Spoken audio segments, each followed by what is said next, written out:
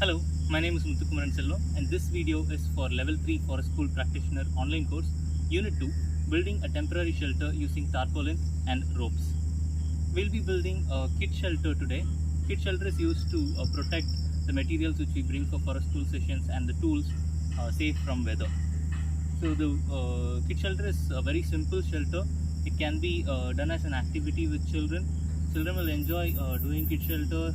They work as a team and they develop their social skills and emotional skills. And this is a very simple shelter as it involves only 2 knots.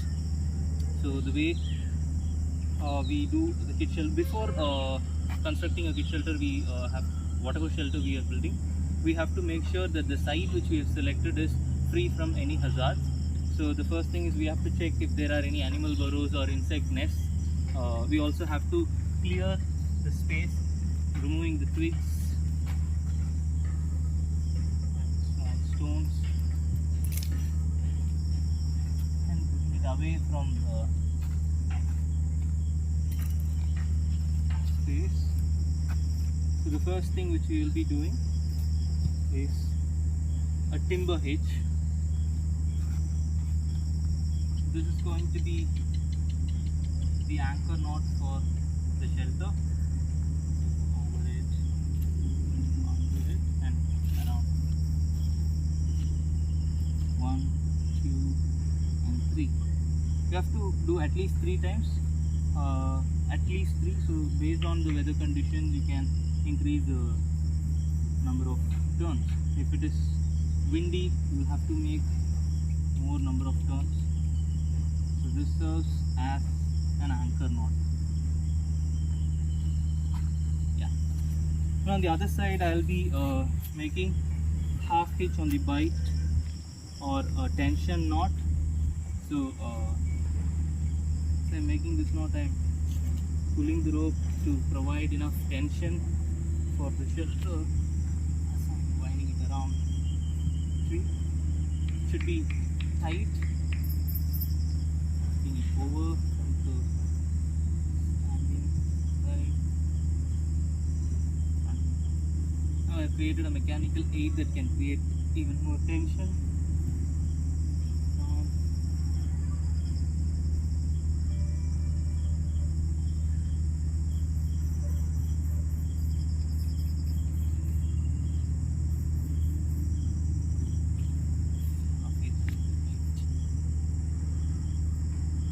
You have to make a quick release knot.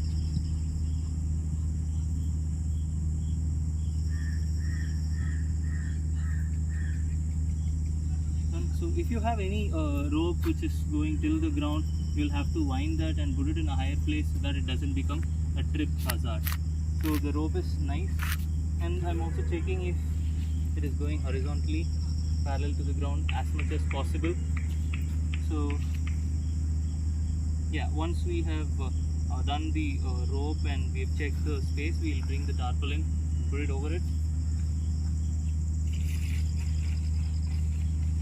So there are different kinds of tarpaulin which we can use.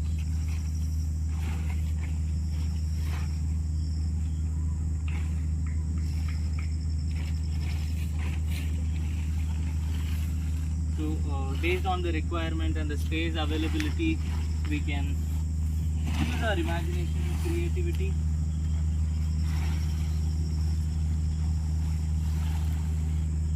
Depending on the requirement, we can have the tarpaulin sheet placed on it.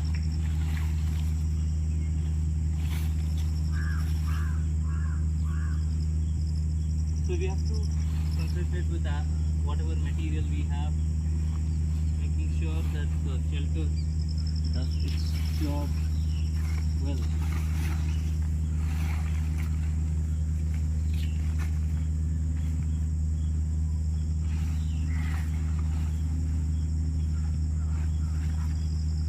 Once we place the tarpaulin over it,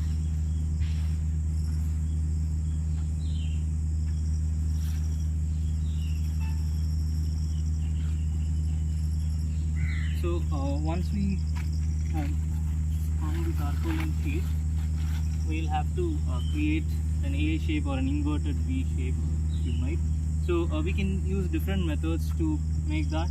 You can use a tent peg to hammer it on the ground, or you can use natural materials like rocks if you find it, and or you can use sticks and you can make it into a tent peg and use it.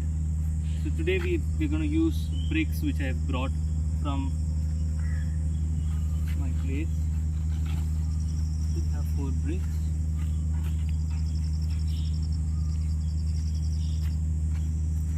We have to be careful in selection of this as well. If we are working with smaller children, we can't use bricks which might become a trip hazard. So what we will do is we'll just put it like this and place the stone.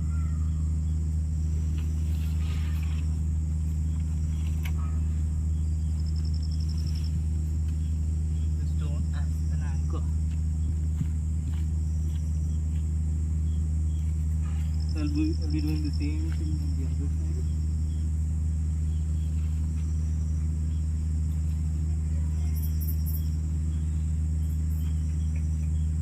An advantage of using stones or brick is you can adjust the position based on the requirements.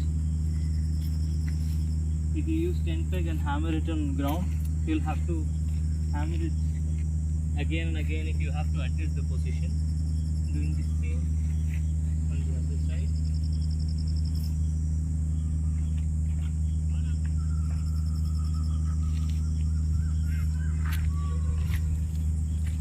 So as I am doing, I am also checking if there are any hazards, and also I am having the disturbances to the ground as minimum as possible.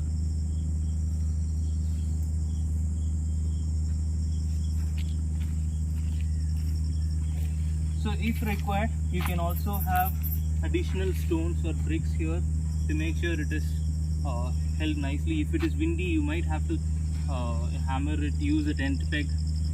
Today the weather is nice, so we have used bricks. If you are having children over 10 years, you can use stones. If they are less than 10 years old, it might be a trip hazard as they run or as they are playing.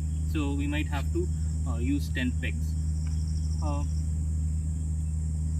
So yeah, if weather condition goes very bad, you can also think about having these 2 sides together and pin it so that you have only one entry point to the shelter and one exit point.